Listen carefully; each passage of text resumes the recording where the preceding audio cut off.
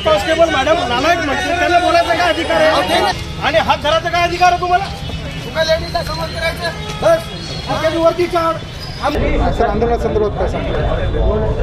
ढगफुटी सदृश पावसामुळे नांदेड जिल्ह्यातल्या शेतकऱ्यांचं प्रचंड असं नुकसान झालं। सोयाबीन कापसाचं पीक हातातून गेलं, ऊस उत्पादकांचं नुकसान झालं, जमिनी खरडून गेल्या। पण सरकारनं जी काही मदत जाहीर केलेली आहे ती मदत अत्यंत तुटपुंजी आहे। उदाहरणार्थ दुधाळ जनावराला 37,000 रुपये जाहीर केले।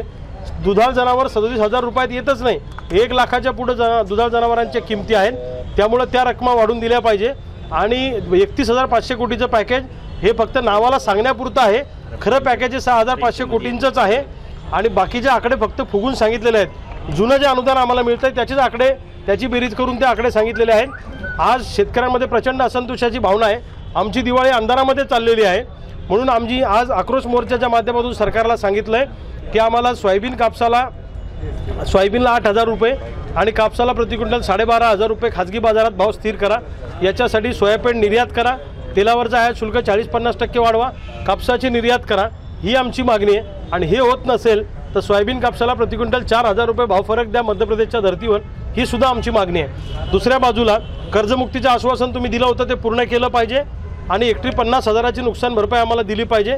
शेतमजुरांना महामंडळ स्थापन करून त्यांच्या आरोग्याची आणि शिक्षणाची जबाबदारी सरकारनं उचलली पाहिजे, त्यांच्या मुलांची, ही सुद्धा आमची मागणी आहे। अशा अनेक मागण्या घेऊन आज आम्ही प्रचंड आक्रोश मोर्चा कलेक्टर ऑफिसवर आणला, जिल्हाधिकाऱ्यांची भेट घेऊन त्यांना निवेदन सादर केलं।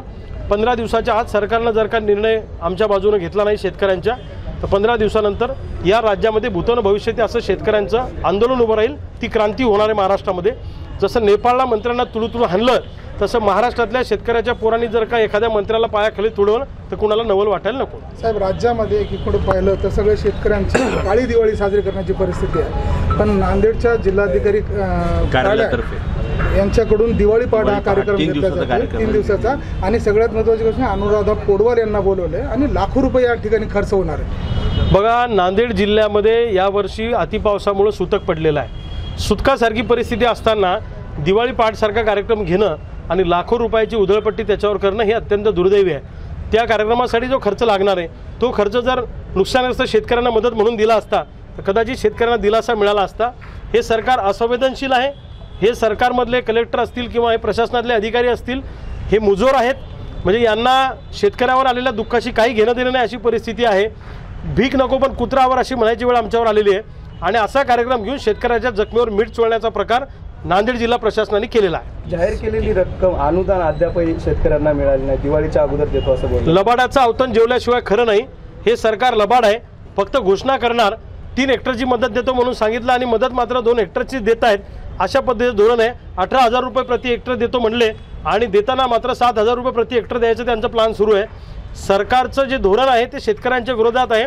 उद्योगपतींचं केंद्र सरकारनं 16 लाख कोटीचं कर्ज राईट ऑफ केलं, पण आमचा उद्योग तोट्यात गेलेला असताना आम्हाला कर्जमुक्ती का करत नाही आणि योग्य वेळ आल्यावर करू। आता याच्यापेक्षा कोणती योग्य वेळ? स्मशानात आणि ढगात गेल्यावर कर्जमुक्ती करता का? सरकारला लाज वाटली पाहिजे। या सरकारला सळोकापळो करून सोडल्याशिवाय शेतकऱ्यांची पोर आता शांत बसणार नाही। आमच्या नादाला लागू नका, आम्हाला गृहीत धरण्याचा प्रयत्न कदापि करू नका। विमान अपघातात मेलेल्या लोकांना मदत मिळाली त्याचं आम्हाला दुःख नाही, त्यांना मदत मिळाली तर ती आवश्यकच होती, परंतु आम्ही पण माणसं आहोत, आमचंही माणूस म्हणून जगणं सरकारने मान्य केलं पाहिजे आणि माणसासारखी ट्रीटमेंट आम्हालाही दिली पाहिजे। आम्ही आत्महत्या केली की 1 लाख रुपये देता, आम्हाला नुकसान भरपाई बरोबर देत नाही, म्हणजे शहरी लोकांना वेगळा न्याय आणि ग्रामीण भागातल्या लोकांना वेगळा न्याय अशी सरकारची दुटप्पी भूमिका आहे। हे चालणार नाही। जोपर्यंत आम्हाला 100% नुकसान भरपाई मिळत नाही, हेक्टरी 50,000 रुपये नुकसान भरपाई मिळत नाही, तोपर्यंत लढाई जारी रहेगी आणि लढाई अशी आरपारची आम्ही उभी करणार आहे। या सरकारच्या बुडाखाली आग लावल्याशिवाय आम्ही शांत बसणार नाही। मंत्र्यांना महाराष्ट्रात फिरणं सुद्धा मुश्किल होईल येणाऱ्या काळामध्ये, एवढा मोठा शेतकऱ्यांचा लढा येणाऱ्या काळामध्ये उभा राहणार आहे।